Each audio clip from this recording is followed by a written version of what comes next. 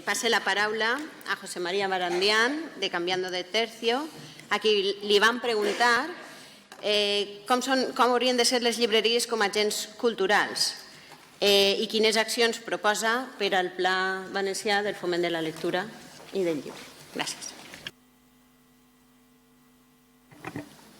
Vale.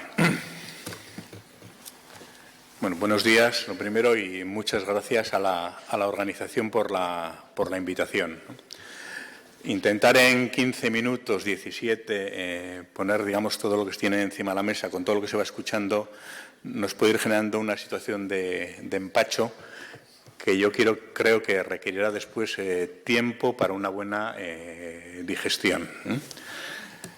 Y esto es lo primero que os recomendaría, daros tiempo. Se supone que iniciéis un proceso nuevo, que por lo menos en Euskadi, en lo que es, digamos, en modelo de trabajo con los sectores culturales, es un tema que lleva años, haya gobernado quien haya gobernado, como modelo de trabajo, de interactuación continua con el sector.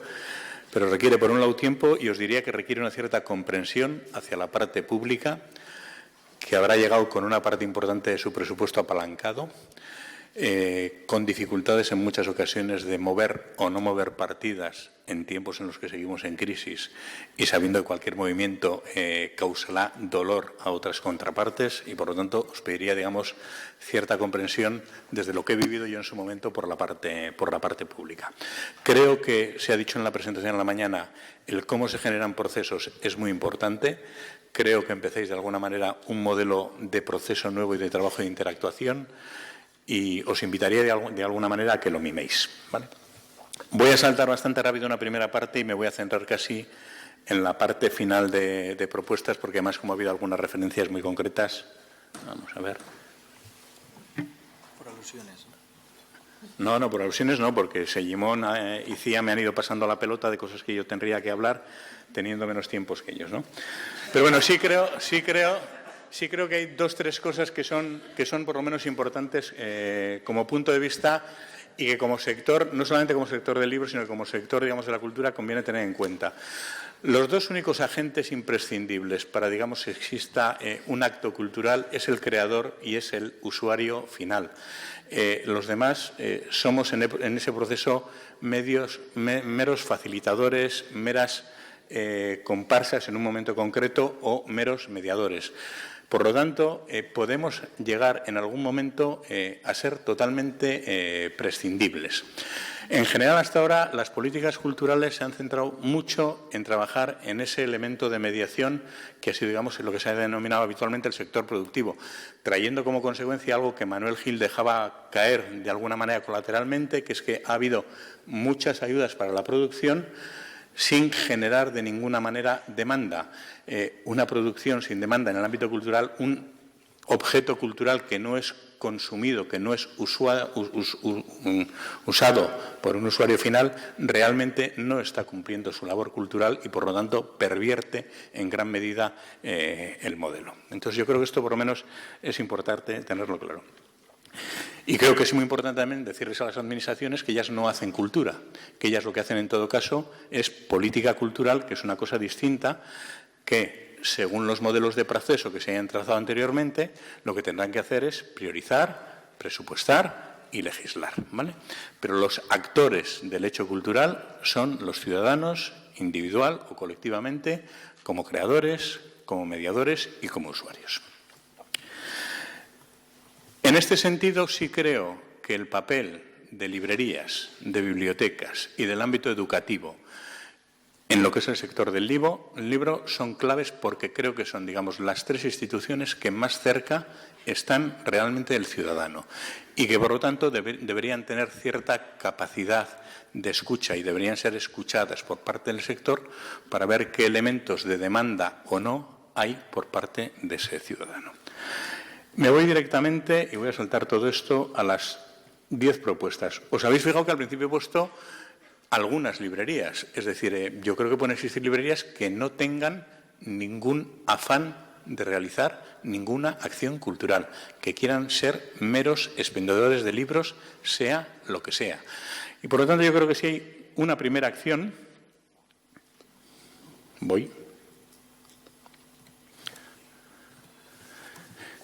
que es la de realizar no un mapa de librerías, sino un mapeado no solamente de librerías, sino de lo que sería todo el sector cultural. Es decir, creo que es muy importante no recoger solo los datos que Gemma ha comentado antes, más internos de número de libros, sino de alguna manera generar el sociograma relacional de cada uno de los agentes culturales. Es decir, la librería, ¿con quién se relaciona dentro de los ámbitos culturales? Joan Carles ha comentado antes la necesidad de mirar hacia los lados, hacia otros sectores culturales. Me parece que esto es claro. Es decir, una librería que tenga, en mi opinión, relación con el ámbito bibliotecario, con la asociación de vecinos del barrio, con un grupo de teatro, si existe en su ámbito cercano, etcétera, probablemente podrá jugar un papel cultural mediador más importante que una librería que no tenga, digamos, ese ámbito relacional. Por lo tanto, para mí, una de las primeras acciones a hacer sería realizar un mapeado no solo de las librerías, sino de todos los agentes culturales privados que intervienen de alguna manera o que tienen relación directa y finalmente con los públicos. He puesto hasta un presupuesto para las acciones. Es decir, me sale el total de lo propuesto, que no es solo para el sector del libro, unos 6 millones de euros. Creo que es un poquito más de los 600.000 que planteaba el consejero, pero bueno. Un segundo elemento, y este no cuesta nada. Estos datos son de Cataluña, pero pasa en todas las comunidades igual. Elementos de proximidad para los usuarios, elementos de proximidad culturales. Las librerías ni aparecen. Si no se consigue que en las estadísticas públicas la librería sea reconocida como un equipamiento cultural de proximidad, al igual que las galerías de arte, al igual que los cines, bueno, pues hay una visibilidad que se pierde y que me parece que es clave, ¿vale? Una tercera acción muy pegada al tema del sello de calidad. Yo creo que el tema del sello de calidad o de librería cultural es una buena iniciativa.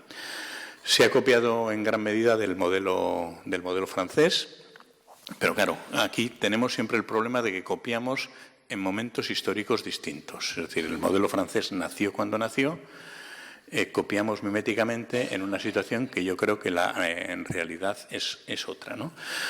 Yo aquí daría 2, 3 consejos. No nos volvamos locos creando 1000 sellos distintos, un sello por cada autonomía. Es decir, esto será una auténtica locura. Hay un modelo inicial, mejor o peor. Yo creo que se debe intentar trabajar por mejorar y completar ese modelo. Señalaré 2 carencias que me parecen importantes. Uno, el poco cuidado que se tiene, digamos, con el tema de fondo relacionado con las comunidades bilingües, que me parece un elemento clave. 2, es un modelo en el que no se mide, digamos, la posible rentabilidad de la librería, cosa que me parece importantísimo. Es decir, en estos momentos se han dado 9 sellos de calidad a 9 librerías que podrían no ser viables económicamente, porque no hay ningún criterio de viabilidad económica.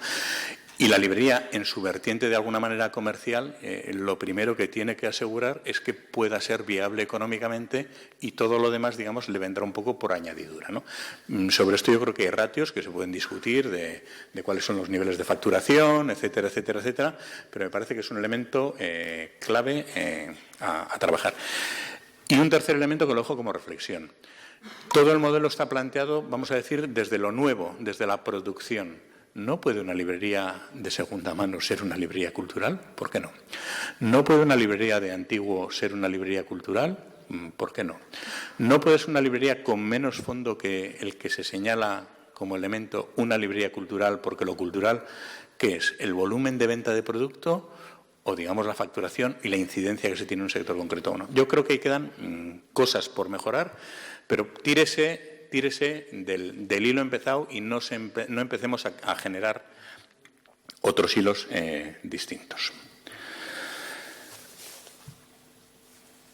Digamos, estos primeros irían un poco sobre lo que es modelo, un criterio de sostenibilidad económica, un poco en la línea, es decir, yo creo que se deberían abrir unas líneas no específicas para librerías, sino para todo el sector cultural, que son modelos de crédito cultura.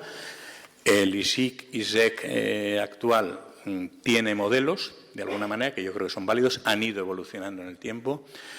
En Euskadi se ha empezado otro modelo distinto. El ISIC tiene una gran ventaja, que al ser, digamos, un instituto no dependiente de manera clavada, y en eso se fue muy inteligente, es decir, la idea de crear un instituto de empresas culturales supuso la posibilidad de crear un organismo que de alguna manera podía trabajar más pegado al mercado. Vamos a decir, no seguía las lógicas propias de la administración, sino que tiene una flexibilidad mayor para plantear modelos de ayuda, modelos de crédito y tal.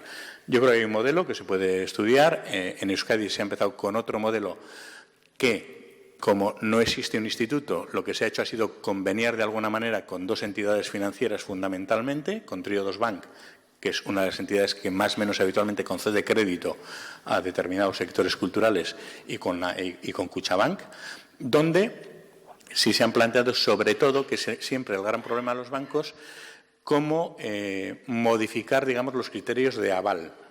Y en este sentido, digamos, sí que se permite a la administración pública jugar un cierto papel de avalista en función del plus cultural del proyecto, que es lo que los bancos no saben nunca de alguna manera cómo medir, ¿vale? Pero yo ahí creo que hay una línea que es importante marcar. No exclusiva, digo, no exclusiva solamente para las librerías.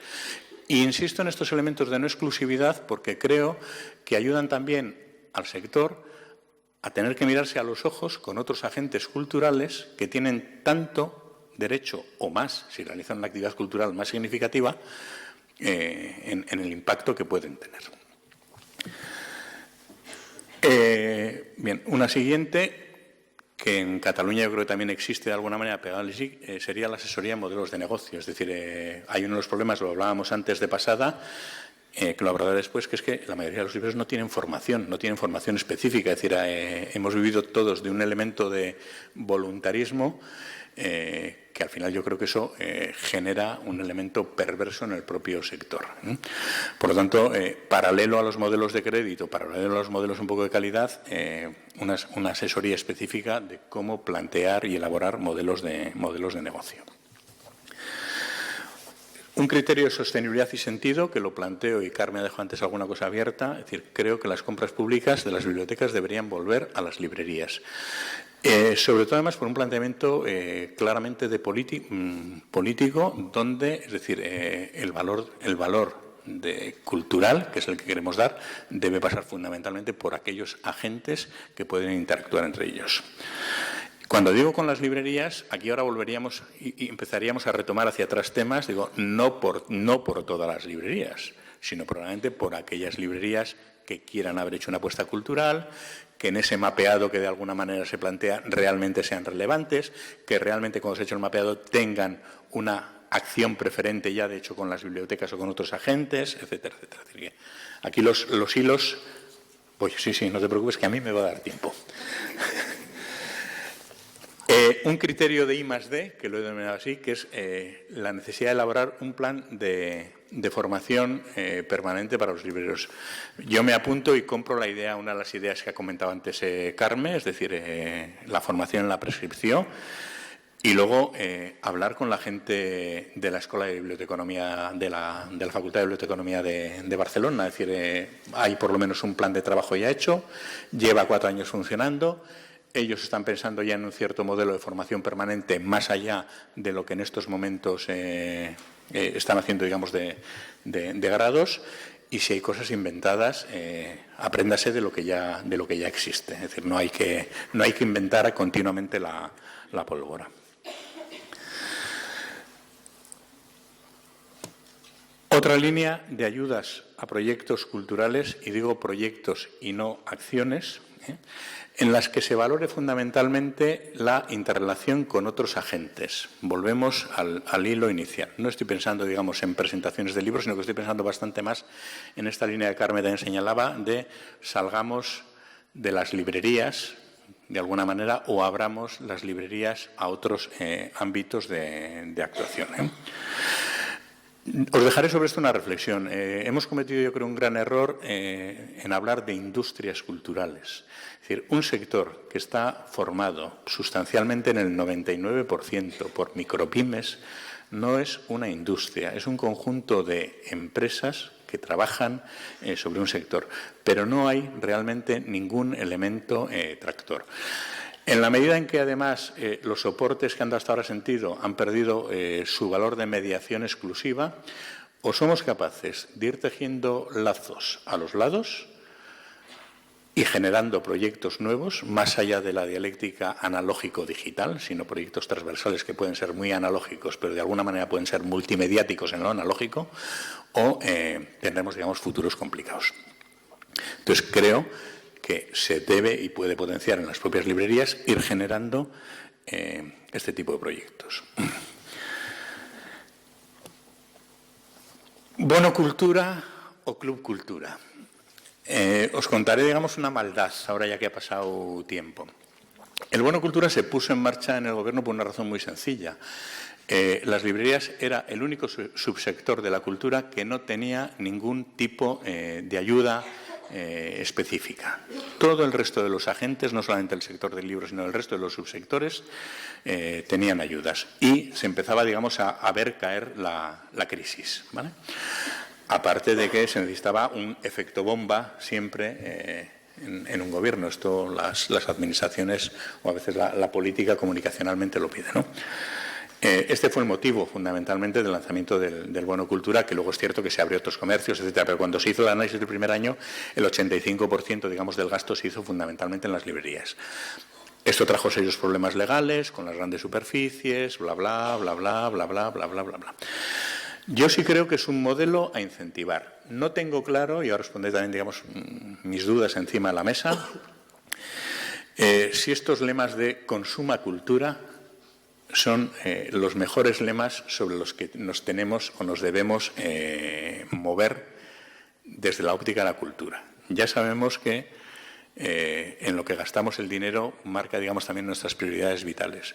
Pero el concepto de cultura y consumo es un concepto, y ambos conceptos juntos son conceptos, digamos, complicados.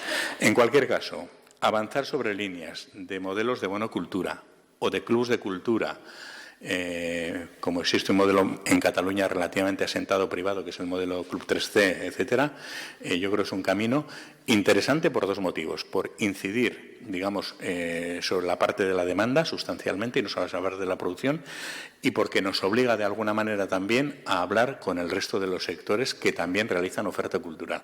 Es decir, al final los usuarios de cultura no son solamente lectores, son lectores, van al cine, van al teatro y habitualmente, digamos, quienes son intensivos, es decir, cuanto más hacen algunas cosas, más hacen otras.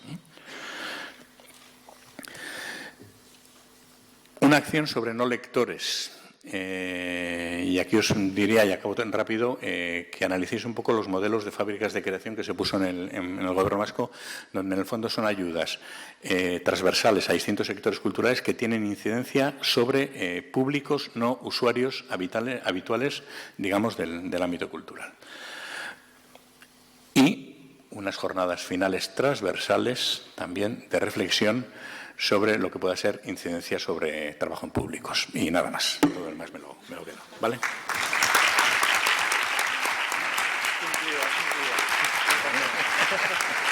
Pero me dejo la mitad.